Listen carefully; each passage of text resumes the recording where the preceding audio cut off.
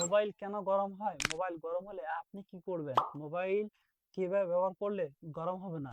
যারা smartphone use করেন তার জন্য কিন্তু এটা খুবই গুরুত্বপূর্ণ। কারণ মোবাইলটি গরম হলে আপনার মোবাইলটি নষ্ট হয়ে যেতে পারে এবং এমনকি আপনার মোবাইলটি ব্লাস্ট হয়ে আপনার নিজেরও ক্ষতি হতে পারে। তাই আপনাকে জানতে হবে মোবাইল কেন গরম হয়? মোবাইল গরম হলে আপনি কি করবেন? চলুন জেনে নিই। ফার্স্ট অফ অল, আপনার মোবাইলে যখন আপনি ভারী কোনো অ্যাপস ইনস্টল করেন তখন সেই অ্যাপসটা যদি ভারী হয় তখন কিন্তু আপনার মোবাইলের প্রসেসর পরে প্রেসার পড়ে, তখন আপনার মোবাইলটি গরম হয়ে যায়।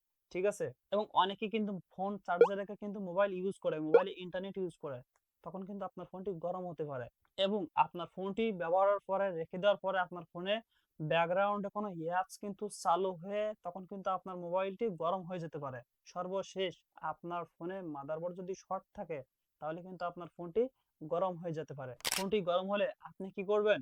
আপনার ফোন যখন গরম হয়ে যাবে তখন আপনার মোবাইলের ডাটা আপনি অফ করে আপনি 15 মিনিটের মতো রেখে দিবেন, ফোনটি রেস্টে রেখে দিবেন ঠান্ডা একটা জায়গায়, তখন কিন্তু আপনার ফোনটি ঠান্ডা হয়ে যাবে। মোবাইল কিভাবে ব্যবহার করলে গরম হবে না?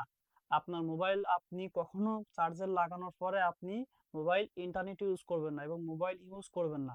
এবং মোবাইল যখন আপনি চার্জারটা খুলবেন তখন কিন্তু আপনার মোবাইলটি কমপক্ষে 10 মিনিটের মতো আপনার রেস্টে রাখতে হবে।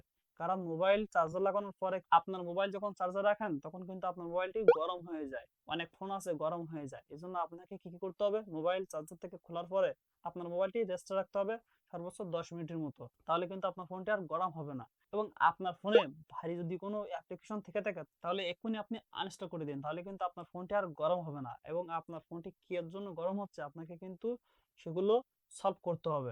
তো বন্ধুরা, এই ছিল আজকের ভিডিওটা যদি ভালো লাগে থাকে অবশ্যই ভিডিওটিতে একটি লাইক দিবেন এবং চ্যানেলটিকে সাবস্ক্রাইব করে আমাদের নতুন চ্যানেল দর্শক হয়ে যাবেন। দেখা হবে অন্য কোনো ভিডিওতে। আল্লাহ হাফেজ।